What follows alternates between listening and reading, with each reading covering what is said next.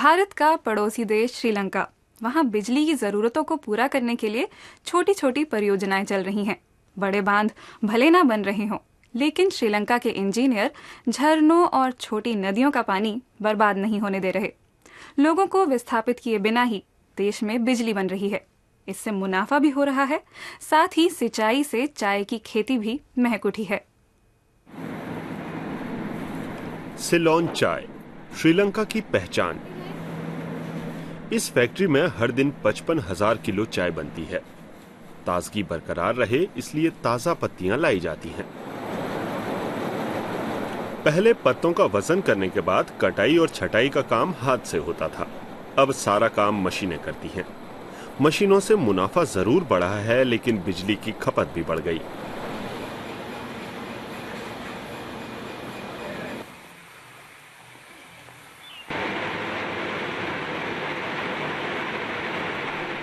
खर्च कम करने के लिए एक कंपनी ने पिछले साल करीब 16 करोड़ रुपए एक पनबिजली परियोजना में लगाए। यह छोटा पावर प्लांट है जो फैक्ट्री की जरूरतें पूरी करता है। इससे मुनाफा भी हो रहा है। Exporting energy to the national grid. हम इस पावर प्लांट से नेशनल ग्रिड को बिजली दे रहे हैं और वो हमें सही कीमत दे रहे हैं। Exported energy from the power plant. ये एक अच्छा मौका है। That's why that it was a good opportunity. चाय की खेती और पनबिजली के मामले में श्रीलंका का अनुभव अच्छा है। 100 साल पहले एक चाय कंपनी ने पहाड़ी इलाके में नदी और झरने से पनबिजली बनाई। आज श्रीलंका की 45% बिजली हाइड्रो पावर प्लांटों से आ रही है। बड़े बांधों के लिए अब जगह नहीं है, लेकिन छोटी छोटी योजनाओं के लिए बहुत संभावनाएं हैं। यहां भी जल्द ही एक छोटा हाइड्रो प्लांट लगेगा। निवेशक हर चीज को बारीकी से देख रहे हैं। योजना के तहत नदी के पानी को एक पाइप से यहां तक लाया जाएगा। फिर 100 मीटर नीचे पानी गिरेगा, जिसकी वजह से एक मोटर घूमेगी। मोटर बिजली पैदा करेगी। निवेशक इसके फायदों से वाकिफ हैं।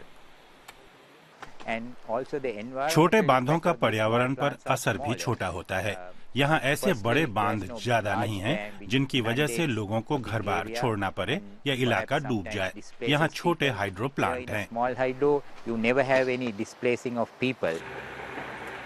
इस साल के आखिर तक योजना पूरी हो जाएगी और इसकी बिजली से करीब 1,500 घरों का अंधेरा दूर होगा।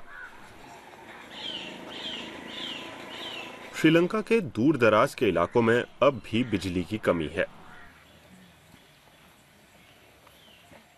ऐसी परियोजनाओं से गांवों में भी बिजली की समस्या दूर होगी।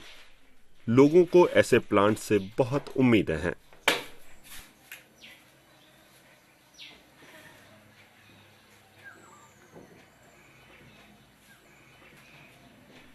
मैं 24 घंटे बिजली रहने से हम सुबह जल्दी उठ सकते हैं। घरों और सड़कों पर रोशनी रहेगी तो हमारा कामकाज भी जल्दी खत्म हो सकता है। इससे हमारा जीवन बदल जाएगा। हमारे पास ज्यादा समय होगा तो हम शाम में आराम भी कर सकते हैं।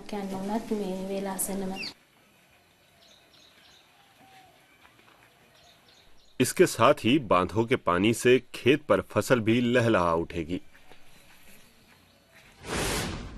इस बारे में और बातचीत करते हैं अपने सहयोगी महेश झा से। महेश, क्या ऐसी परियोजनाएं स्थानीय स्तर पर बिजली की कमी को दूर करने के लिए सही हैं? बिल्कुल ईशा, बिजली की कमी हो या बिजली महंगी हो तो कारोबारी बिजली का इंतजाम करने के लिए सस्ती बिजली पैदा करने के बारे में सोचेंगे ही।